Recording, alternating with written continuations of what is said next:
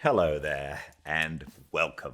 Welcome all. I saw Marion's name, and Evelyn, and Ali's name, and then a whole slew of people. New names came up. I'm very happy to have new people joining us. Welcome. My name's Gildart. This is Fireside Reading, where every day at 5 Pacific, when I can, I sit in front of the fire at home and read a chapter or part of a chapter of a lovely old book. And over the course of a period of time, we together read these wonderful books. We've read, since the start of the lockdown, 22, I think, books. Some of them long, Moby Dick and Great Expectations and David Copperfield. And we're in the middle of a sort of long-ish one, The Woman in White by Wilkie Collins, a book that I have always wanted to read. One of the great things about Fireside Reading, from my point of view, is I get to read all these books that I have missed. I had read some of the others, but I've realized that I like reading the ones that I feel like I ought to have read, but I haven't yet read. So this particular book is that, and I'm really happy that we're reading it together. And let's continue, shall we? We are currently on reading 39, and the dastardly Sir Percival Glyde is trying to find the woman in white, Anne Catherick. He has married the lovely Miss Laura Fairley, originally now Lady Glyde. But she wanted to marry the man who's responsible for the book, Walter Hartwright. He wrote the first several hundred pages of the book, and now he is taking the diary of Laura's stepsister, Marion Holcomb, and putting that into the book to let us know what's going on. So this is her diary. Welcome to a fireside reading of The Woman in White by Wilkie Collins, reading 39. I walked on as briskly as the heat would let me till I reached the crossroad which led to the village, looking back from time to time to make sure that I was not followed by anyone. Nothing was behind me all the way but an empty country wagon. The noise made by the lumbering wheels annoyed me, and when I found that the wagon took the road to the village, as well as myself, I stopped to let it go by and pass out of hearing. As I looked toward it more attentively than before, I thought I detected at intervals the feet of a man walking close behind it, the carter being in front, by the side of his horses. The part of the crossroads which I had just passed over was so narrow that the wagon coming after me brushed the trees and thickets on either side, and I had to wait until it went by before I could test the correctness of my impression. Apparently that impression was wrong, for when the wagon had passed me, the road behind it was quite clear. I reached the inn without meeting Sir Percival and without noticing anything more, and was glad to find that the landlady had received Fanny with all possible kindness. The girl had a little parlour to sit in, away from the noise of the tap room, and a clean bedchamber at the top of the house. She began crying again at the sight of me, and said, poor soul, truly enough, that it was dreadful to feel herself turned out into the world as if she had committed some unpardonable fault, when no blame could be laid at her door by anybody, not even by her master, who had sent her away. Try to make the best of it, Fanny, I said. Your mistress and I will stand your friends, and will take care that your character shall not suffer. Now listen to me. I have very little spare time, and I am going to put a great trust in your hands. I wish you to take care of these 2 letters. The one with the stamp on it you are to put into the post when you reach London tomorrow. The other, directed to Mr. Fairley, you are to deliver to him yourself as soon as you get home. Keep both the letters about you and give them up to no one. They are of the last importance to your mistress's interests." Fanny put the letters into the bosom of her dress. "There they shall stop, miss," she said, "till I have done what ye tell me." "Mind you are at the station in good time tomorrow morning," I continued, "and when you see the housekeeper at Limmeridge, give her my compliments and say that you are in my service until Lady Glyde is able to take you back. We may meet again sooner than you think, so keep a good heart and don't miss the 7 o'clock train." "Thank you, miss. Thank you kindly. It gives one courage to hear your voice again. Please to offer my duty to my lady and say I left all the things as tidy as I could in the time. Oh dear, dear, who will dress her for dinner today? It really breaks my heart, miss, to think of it." When I got back to the house, I had only a quarter of an hour to spare to put myself in order for dinner and to say 2 words to Laura before I went downstairs. "The letters are in Fanny's hands," I whispered to her at the door. "Do you mean to join us at dinner?" "Oh, no, no, not for the world." "Has anything happened? Has anyone disturbed you?" "Yes, just now. Sir Percival." "Did he come in?" "No.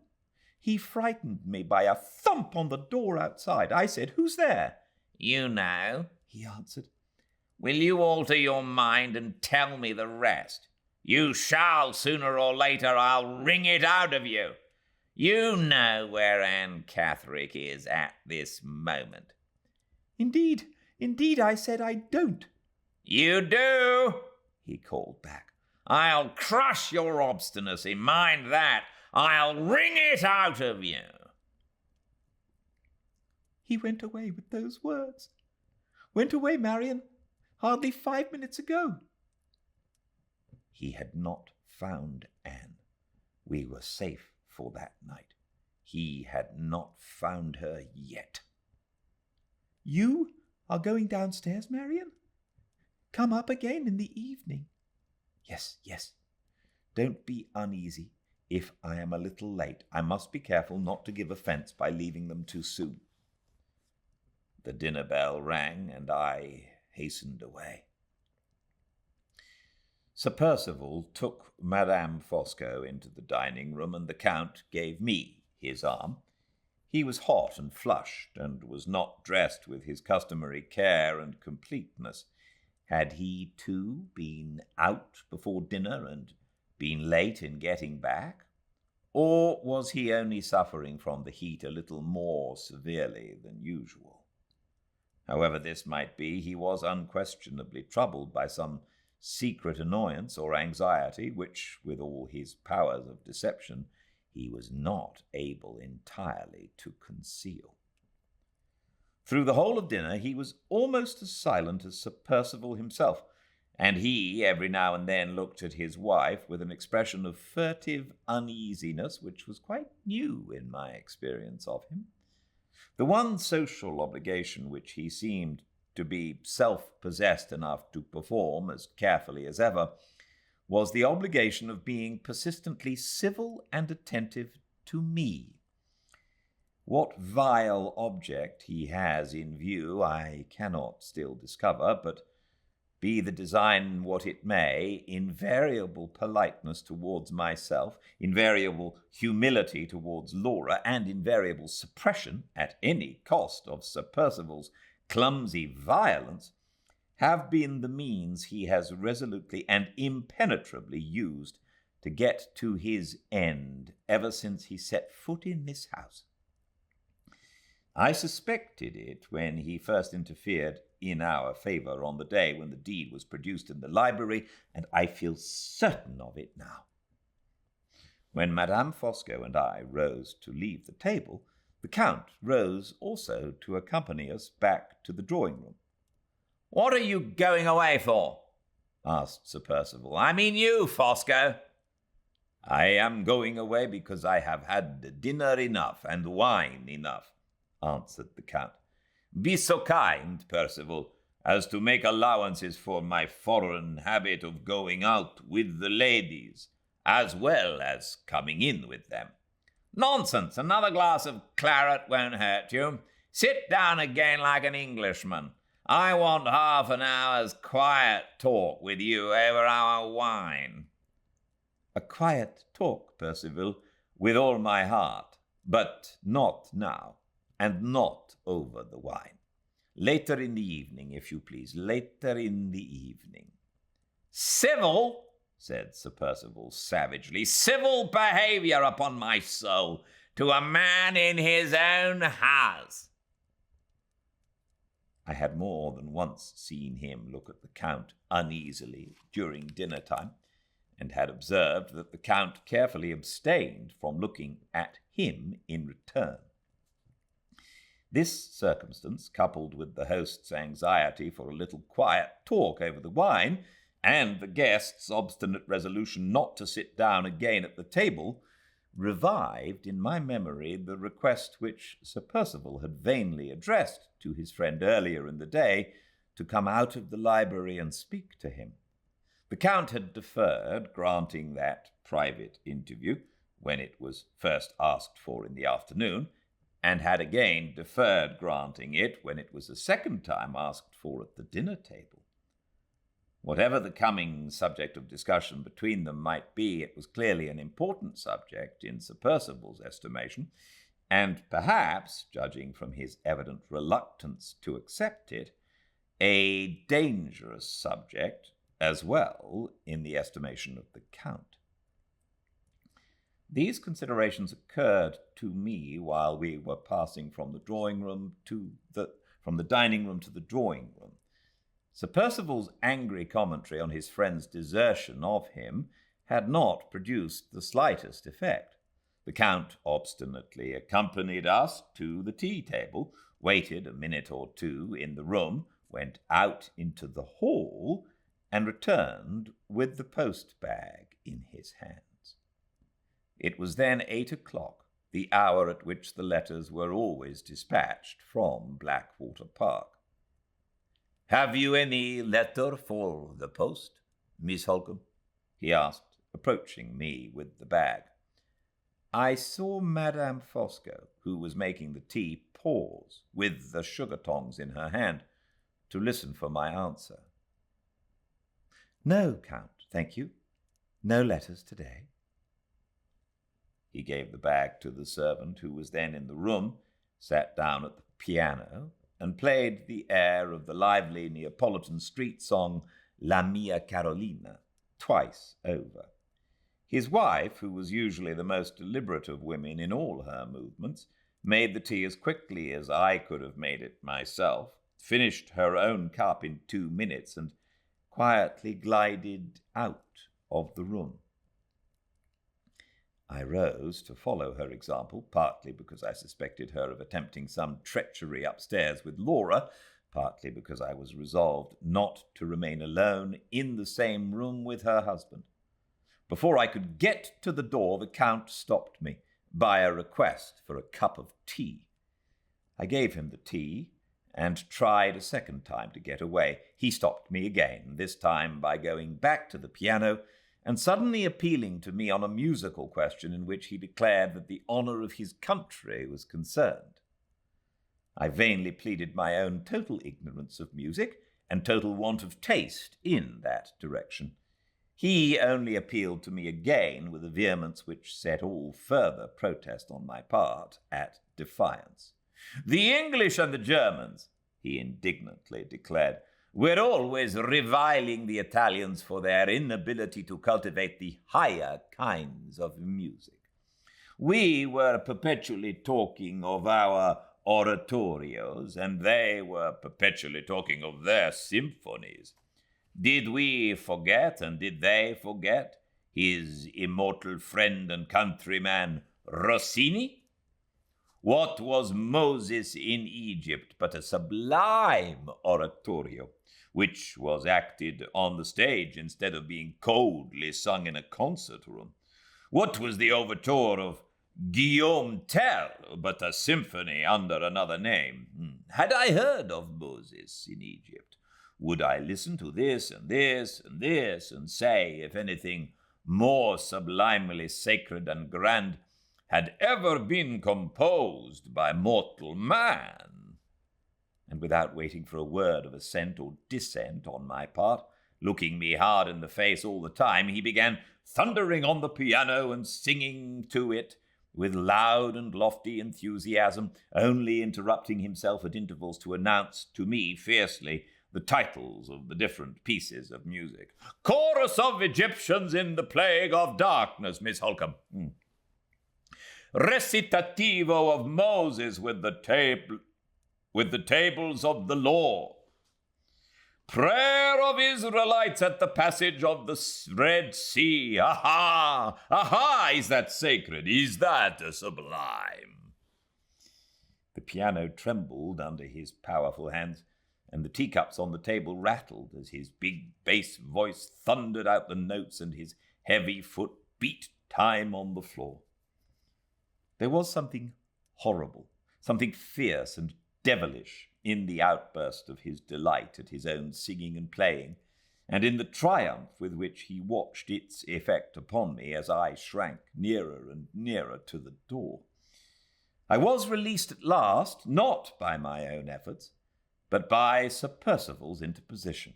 He opened the dining-room door and called out angrily to know what that infernal noise meant. The Count instantly got up from the piano. Ah, if Percival is coming, he said, harmony and melody are both at an end. The muse of music, Miss Holcomb, deserts us in dismay, and I, the fat old minstrel, exhale the rest of my enthusiasm in the open air. He stalked out into the veranda, put his hands in his pockets, and resumed the recitativo of Moses sotto voce in the garden. I heard Sir Percival call after him from the dining-room window, but he took no notice. He seemed determined not to hear. That long-deferred, quiet talk between them was still to be put off, was still to wait for the Count's absolute will and pleasure. He had detained me in the drawing-room nearly half an hour from the time when his wife left us. Where had she been, and what had she been doing in that interval? I went upstairs to ascertain, but I made no discoveries, and when I questioned Laura, I found that she had not heard anything. Nobody had disturbed her. No faint rustling of the silk dress had been audible, either in the anteroom or in the passage. It was then 20 minutes to 9. After going to my room to get my journal, I returned and sat with Laura, sometimes writing, sometimes stopping to talk with her. Nobody came near us and nothing happened. We remained together till 10 o'clock. I then rose, said my last cheering words, and wished her good night. She locked her door again after we had arranged that I should come in and see her the first thing in the morning. I had a few sentences more to add to my diary before going to bed myself, and as I went down again to the drawing-room after leaving Laura for the last time that weary day, I resolved merely to show myself there, to make my excuses, and then to retire an hour earlier than usual for the night. Sir Percival and the Count and his wife were sitting together. Sir Percival was yawning in an easy chair. The Count was reading. Madame Fosco was fanning herself. Strange to say, her face was flushed now. She, who never suffered from the heat, was most undoubtedly suffering from it tonight. "I am afraid, Countess, you are not quite so well as usual," I said. "The very remark I was about to make to you," she replied. "You are looking pale, my dear." My dear. It was the first time she had ever addressed me with that familiarity. There was an insolent smile, too, on her face when she said the words. "I am suffering from one of my bad headaches," I answered coldly. "Ah, indeed. Want of exercise, I suppose. A walk before dinner would have been just the thing for you." She referred to the walk with a strange emphasis. Had she seen me go out? No matter if she had, the letters were safely now in Fanny's hands. "Come and have a smoke, Fosco," said Sir Percival, rising with another uneasy look at his friend. "With pleasure, Percival, when the ladies have gone to bed," replied the Count. "Excuse me, Countess, if I set you the example of retiring," I said. "The only remedy for such a headache as mine is going to bed." I took my leave. There was the same insolent smile on the woman's face when I shook hands with her. Sir Percival paid no attention to me. He was looking impatiently at Madame Fosco, who showed no signs of leaving the room with me. The Count smiled to himself behind his book. There was yet another delay to that quiet talk with Sir Percival, and the Countess was the impediment this time.